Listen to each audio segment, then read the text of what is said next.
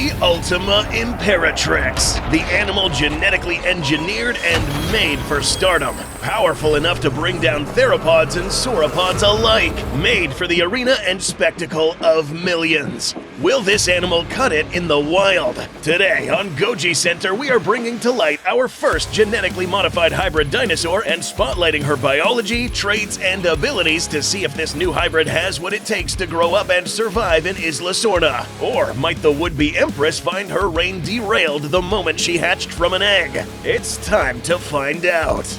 In a previous episode, we established that a dinosaur like the Ultima would be hypothetically brought to life during the beginning of the Jurassic Park era. At this point in time, the creation of any hybrid wouldn't have had the same kind of attunement and fine detail splicing the Indominus Rex had. The genetic components of Ultima Imperatrix would have been a total of 6. Few, but enough to create a juggernaut whose whole reason for existing was as a park attraction, not an animal that is meant to thrive in the wild. In today's scenario, we'll unleash a new hatchling into the wild, shortly after the amalgam testing that took place after the events of the Lost World. The testing responsible for the creation of new creatures such as the Spinosaurus, Ankylosaurus, and the quilled raptors. Today, something intended to live in captivity hatched shortly after the laboratory was evacuated. Something that was probably never meant to survive out here in the wild, but will life find a way? Hybrid name Ultima Imperatrix, name meaning ultimate saurian empress. At an infant state, she would be 1.3 feet in height in quadrupedal stance, 2.2 feet at facultative bipedal stance. Length 4 feet, mass over 22 pounds, diet omnivore, chiefly herbivore. Genetic components: Tyrannosaurus rex providing the endocranium, mandible, and neck. Triceratops prorsus providing cranium, upper back, shoulders, extra jaw musculature, and beak. Borealdopelta provides dorsal armor, osteoderms, lateral spines. Stegosaurus, osteoderm, subdermal armor on neck, thagomizer, pelvis. Ingentia prima, limbs, mobility, core, body. And Alamosaurus, air sacs, size, extra osteoderms, hind limbs, and pelvis.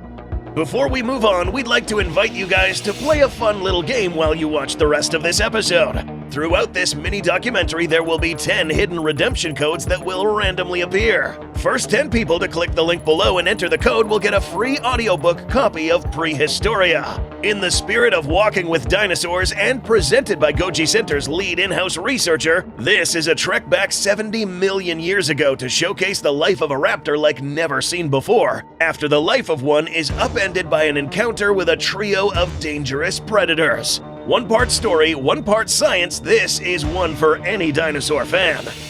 Nothing gigantic starts like this. Most herbivorous dinosaurs start small upon hatching. Had the Imperatrix started out this small in the most dangerous environment on the planet, its fate might have been sealed before it even hatched.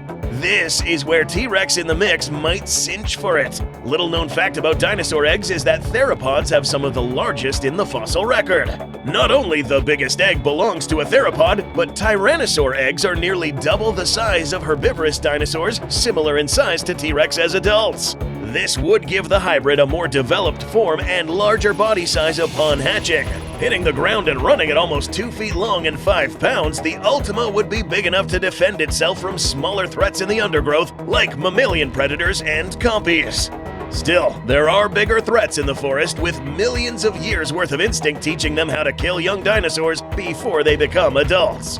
All on her own, the would-be empress might be vulnerable to dilos, compipacks, and raptors. In an island crawling with vicious predators, this animal would find shelter close to one of the most dangerous herbivores to ever exist. How? If the Ultima manages to hear and locate a herd of nearby Triceratops, the Ultima could employ what is called Wasmanian mimicry. Mimicry is the act of imitating other animals or something else. Biological mimicry takes many forms, such as a fly pretending to be a wasp, or cheetah cubs resembling cantankerous honey badgers. Wasmanian mimicry is the kind where one pretends to be another to live amongst them. In this case, the hybrid's budding horns and frill, useful for species identification, makes it look a lot like a young trike. And with Triceratops making up a decent amount of the hybrid's DNA, she could instinctively seek them out. Ceratopsian infants largely got their own food and moved about on their own, but were always protected by the adults. baby Ultima will be just fine. If successful, Ultima now has a chance to grow up to be the most fierce combatant this island has ever seen. Growing up with the most aggressive and battle-adept herbivores will help in many ways. Locking horns and having sparring partners with other Triceratops will give Ultima plenty of experience on literally using her head. Because she will end up growing much larger than her ceratopsian counterparts, in her adolescent years she might outgrow these strikes, taking part in both intraspecific combat and against other big carnivores. This kind of behavior, or a young dinosaur being raised by another species, is nothing new, seen in nature today and known as brood parasites. Despite the name, this isn't always a bad thing. For instance, spotted cuckoo birds infamously lay their eggs in the nests of crows to be raised alongside the crow hatchlings. Only in this case, the toxic and foul-smelling defenses of the baby cuckoo end up protecting the crows that raise it. The hybrid in this case may be able to earn her keep. Sauropods like Ingentia and Alamosaurus that make up a majority of her genetic composition have surprisingly good color and night vision, more so than most other herbivorous dinosaurs. Bolstered by T-Rex genes, the Ultima could act as a lookout and alert the herd of oncoming threats, which helps her out in the long run. And should a trike or an attacker die from battle, the Ultima would have plenty of food managing that carcass. For those that may think this behavior is a bit bizarre and will likely spook the trikes, know that these two were known to supplement their diet with meat. So the mere act of eating a dead Ceratosaurus foolish enough to attack the herd won't really spook any trikes. There is a problem. Like any hybrid, any advantage will bring in disadvantages. We just talked about how T-Rex makes up a considerable chunk of this animal's brain, and after becoming large enough and brain more developed, coexisting with what is instinctively a prey animal and a mortal enemy species in the wild will be increasingly difficult. With random bursts of aggressive behavior, the other trikes will begin to keep their distance and eventually begin to shun the Ultima away. Coincidentally, it is around this age where young Triceratops would take off on their own. And fortunately for the Empress, in progress, her modified accelerated growth rate granted her a corporal build large enough to fend off against a good majority of the animals in this island already. Feeding on vegetation and any corpses she runs into, it won't take long for Sorna to begin shaking from footfalls of rumbling earth. Ultima Imperatrix, adult form, 20 feet tall in quadrupedal stance, 32 feet tall in facultative bipedal stance, length 60 feet, weight up to 18 tons. So, to talk about the part we've all been waiting for, let's discuss her weapons. The Ultima Imperatrix, upon reaching her full size, is literally armed head to toe and back with weaponry. This animal, as discussed already, is composed of animals who can be put into groups depending on their fight methodology. Both the Triceratops and T-Rex were used to using both their brow horns or lacrimal bones for blunt impacts, and both with an outstanding bite. Both Borealopelta and Stegosaurus may have used their tails for offense. Not to mention Ingentia prima and Alamosaurus being sauropods who may have used their tails and even their front limbs for intraspecies combat. Using these creatures with similar attack methodologies will cause less confusion and lessen split instincts during combat, like in the case of the Ultimasaurus, where the genetic contributors fought very differently. Starting at the business end of the now Empress, the head and neck alone of the Ultima would likely weigh nearly 2.6 tons. Just getting bashed or headbutt by this cranium is like getting a Ford F-150 truck of the same weight thrown at you. The jaw strength of the Tyrannosaurus would be augmented and bolstered by the enlarged jaw muscle attachment by the Triceratops DNA. That's right, if you didn't know, Ceratopsians actually come packed with some really strong bite forces. The frills on Ceratopsians serve many different purposes, but one of the earliest was to allow the major jaw muscles, the adductor mandibulae externus, more room to attach higher up on the skull. These massive herbivores used these traits to pulverize anything they got between their jaws. Scaling up to the size of the Ultima, the Empress could jump down with over 63,310 newtons of force. Assuming the Ultima is biting down with the middle portion of its jaw where the T-Rex-like teeth are, this could create forces in excess of 20,050 psi. If you can believe it, this bite might even get worse, because for those teeth to sink in, so does that beak. Ceratopsians were no strangers to leveraging their sharp beaks for combat. This special bone, known as a predentary, some of the hardest bone in its body and laminated with keratin, could take and deal a lot of force.